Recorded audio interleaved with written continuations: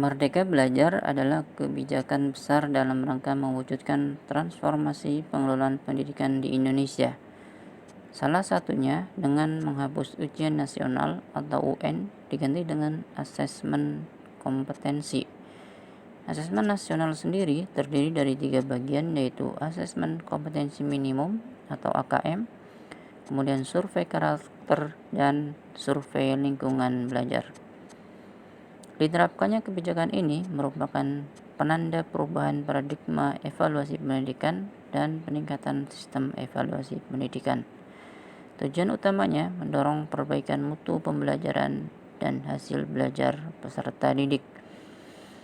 Asesmen kompetensi minimum atau AKM adalah kompetensi yang benar-benar minimum, di mana melalui AKM kita bisa memetakan sekolah-sekolah di daerah berdasarkan kompetensi minimum yang harus dipersiapkan. Kompetensi minimum adalah kompetensi dasar yang dibutuhkan murid untuk bisa belajar, apapun materinya dan apapun mata pelajarannya. Sehingga materi AKM ada 2, yaitu terkait literasi atau baca tulis serta literasi numerasi. Literasi yang dimaksudkan di sini bukan sekedar kemampuan membaca, tapi juga kemampuan menganalisis suatu bacaan serta kemampuan untuk mengerti atau memahami konsep di balik tulisan tersebut.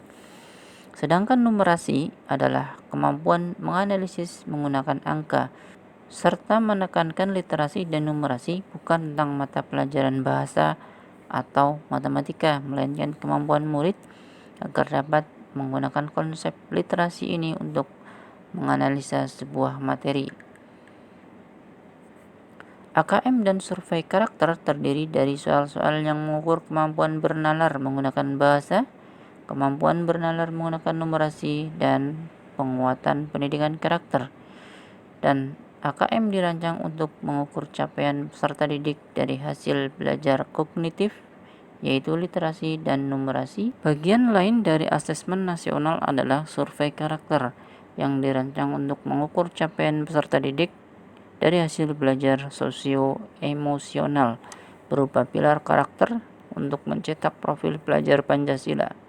Ada 6 indikator profil pelajar Pancasila, yaitu berakhlak mulia, kreativitas, gotong royong, kebinekaan, bernalar kritis, dan kemandirian.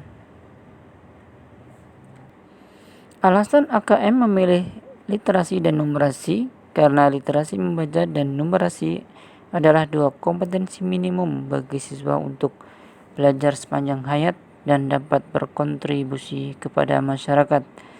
Menurut studi nasional dan internasional, tingkat literasi siswa Indonesia masih rendah. Dampak dari AKM diharapkan dapat memperbaiki budaya belajar, tidak ada dikotomi antara mata pelajaran UN dan mapel non-UM. Tidak ada mata pelajaran utama dan pelengkap, tidak ada percepatan materi atau bimbingan intensif, serta meningkatkan proses pembelajaran.